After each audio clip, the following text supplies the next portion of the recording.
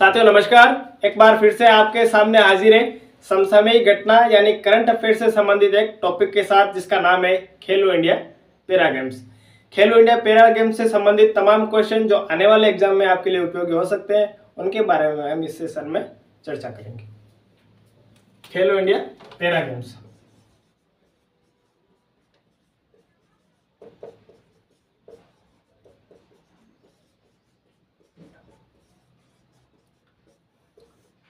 ठीक है, इसे शॉर्ट में बोलते हैं KIPG।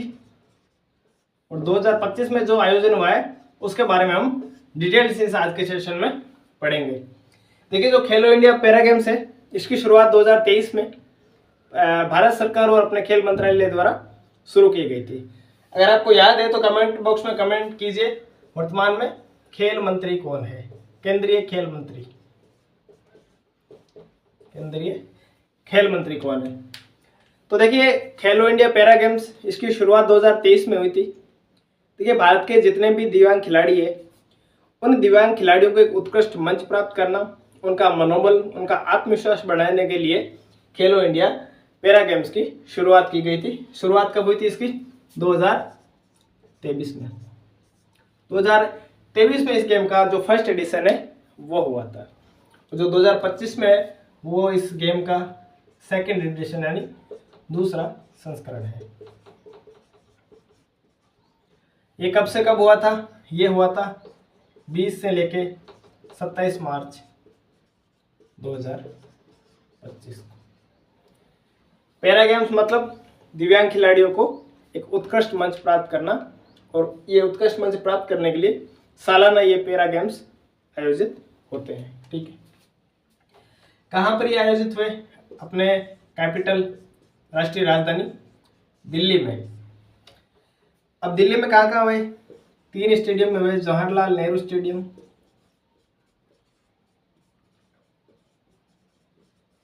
इंदिरा गांधी स्टेडियम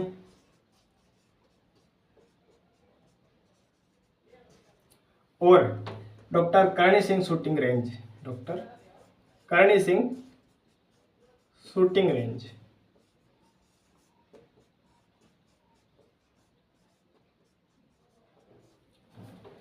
इसके बाद में इसमें कौन कौन सी प्रतियोगिताएं शामिल है? तो इसमें कुल मिलाकर 6 टाइप की प्रतियोगिता, 6 प्रकार की प्रतियोगिताएं इस खेलो इंडिया पैरा गेम्स में शामिल है। 6 में कौन कौन सी है वो? तीरंदाजी, बैडमिंटन, पावर लिफ्टिंग,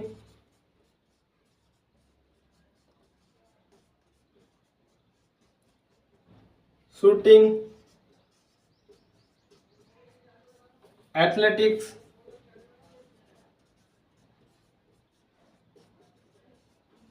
और एक अपना हो जाएगा टेबल टेनिस। तो ये 6 प्रकार के खेल खेलो इंडिया पैरा गेम्स 2025 में शामिल थे। देखिए, आपको क्वेश्चन की जो भाषा है वो घुमाकर पूछा जा सकता है। निम्न में से कौन सा खेल ऐसे पूछा जा सकता है, निम्न में से कौन सा खेल खेलो इंडिया पैरा गेम्स 2025 में शामिल था। तो अगर आपको ये 6 याद है तो आप आसानी से वो क्वेश्चन सही कर सकते हो। ठीक है, तो एक बार फिर से फटाफट इसका रिवीजन कर लेते हैं कि खेलो इंडिया पैरा गेम्स 2025 कब शुरुआत हुई इसकी? 2023 में। वर्तमान में ये कौन सा संस्करण हुआ? दूसरा संस्करण। मतलब कब हुआ? 20 से 27 मार्च 2025 को। कहाँ पर हुआ? दिल्ली में, जवाहरलाल नेहरू स्टेडियम, इंदिरा गांधी स्टेडियम और doctor Karni Singh shooting range में। इसमें कौन कौन से खेल शामिल है? तो इसमें 6 प्रकार के खेल शामिल थे, जिसमें तीरंदाजी, badminton, power lifting, shooting, athletics और टेबल टेनिस। ये सारे पैरा गेम्स है ना। पैरा तीरंदाजी, para badminton, para power lifting, para shooting, para athletics, para table tennis. कुल मिला के अपने सारे राज्यों और केंद्र शासित प्रदेश के 1300 से अधिक खिलाड़ियों ने इस गेम में भाग लिया था। 1300 से ज्यादा खिलाड़ियों ने इस गेम में भाग लिया था। ठीक है, तो याद रहे ये चीजें। इसके बाद में अगर अपन खेल पदकों की बात करें तो हरियाणा ऑल ओवर टॉप में रहा। हरियाणा 105 मेडल के साथ टॉप पर रहा। ठीक है, शीर्ष स्थान खेलो इंडिया पैरा गेम्स 2025 में किसने प्राप्त किया? हरियाणा ने प्राप्त किया 105 पदकों के साथ। इसके बाद में दूसरा स्थान तमिलनाडु ने, जिसमें 74 पदक मिले उनको। इन 74 और 105 में सारे मिले, जिसमें गोल्ड, सिल्वर और ब्रॉन्ज। इसके बाद में यूपी ने 64 और राजस्थान ने 64 पदक प्राप्त किए। तो ये याद रखिए ऊपर से नीचे तक इनका जो क्रम है कि हरियाणा ने 105 मेडल प्राप्त किए, सॉरी 105 नहीं, 104 मेडल प्राप्त किए हरियाणा ने। जो 105 मेडल है वो 2023 में हरियाणा ने 105 मेडल प्राप्त किए थे, ये चीज याद रहे। तमिलनाडु दूसरे स्थान पर रहा 74 मेडलों के साथ। यूपी, उत्तर प्रदेश 64 मेडल के साथ और राजस्थान 64 मेडल के साथ तीसरे नंबर पर रहा। तो ये थी कुछ बेसिक या ब्रीफ जानकारी, जिससे आगामी एग्जाम में आपके क्वेश्चन आने के चांसेस है। खेलो इंडिया पैरा गेम्स, क्वेश्चन की जो भाषा है वो घुमा के आपको किसी भी प्रकार से क्वेश्चन पूछा जा सकता है। क्योंकि देखिए आजकल जो जमाना है वो बदल चुका है, प्रतियोगी परीक्षाओं का जो पैटर्न है वो भी बदल चुका है, कंपटीशन बहुत ज़्यादा हाई है। तो जो पेपर का लेवल है वो एक अच्छे लेवल का पेपर बनाया जाता है। उसमें जो क्वेश्चन की भाषाएं हैं या क्वेश्चन को 10 तरीके से घुमाकर आपसे क्वेश्चन पूछते हैं ताकि बंदा कंफ्यूज हो जाए। तो अगर आपकी जो तैयारी है वो सही होगी, ये मतलब देखिए हम रट के किसी भी एग्जाम को आज के ज़माने में करेक्ट नहीं कर सकते। हमें उसको थ्योरेटिकल सोचना पड़ेगा, उसको एनालाइज करना पड़ेगा, उसको एनालिसिस करना पड़ेगा, तब जाकर हम कोई क्वेश्चन को सोल्व कर पाएंगे। इसके बाद में एक और क्वेश्चन है, एक पुरस्कार है एबल पुरस्कार।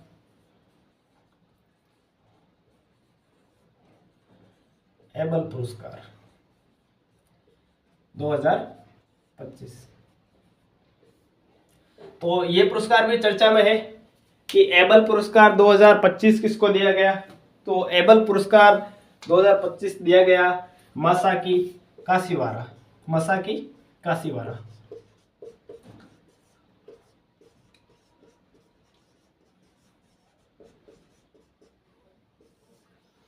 अब ये पुरस्कार है, ये क्यों दिया जाता है, किस क्षेत्र में दिया जाता है और किन उपलब्धियों के लिए दिया जाता है। तो ये जो पुरस्कार है एबल पुरस्कार, ये दिया जाता है गणित के क्षेत्र में यानी मैथमेटिक्स के क्षेत्र में विशेष उपलब्धियां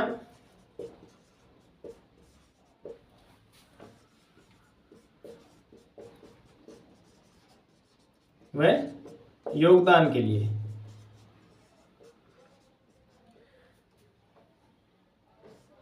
एबल पुरस्कार, जो मासाकी काशीवारा है, ये एक जापानी गणितज्ञ है।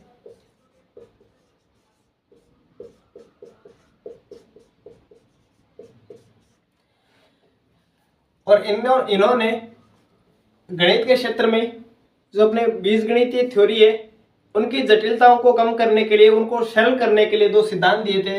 एक तो डी मॉड्यूल सिद्धांत, डी मॉड्यूल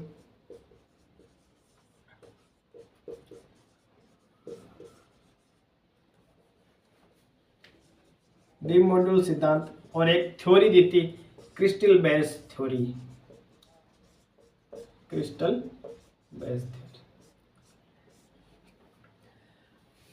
अब इसमें पुरस्कार के तौर पे क्या दिया जाता है? पुरस्कार के तौर पर आपको $7,20,000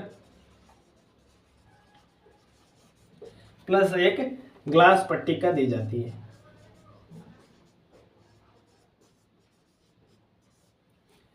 और इस जो एबल पुरस्कार है उसकी शुरुआत कब हुई थी? इस एबल पुरस्कार की शुरुआत 2002 में नॉर्वे की संसद ने इसको पारित किया था और 2003 में ये पुरस्कार पहली बार दिया गया था।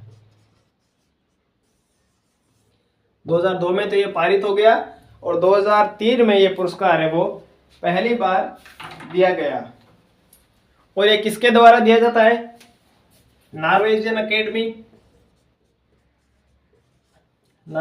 Academy of science and letters.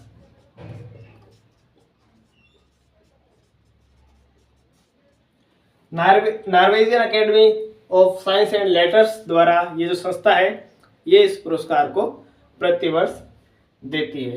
तो आने वाले एग्जाम में ये क्वेश्चन भी आपके लिए इम्पोर्टेंट हो सकता है। फटाफट एक बार इसका रिवीजन कर लेते हैं। एबल पुरस्कार 2025 किसे मिला? मासाकी काशिवारा को।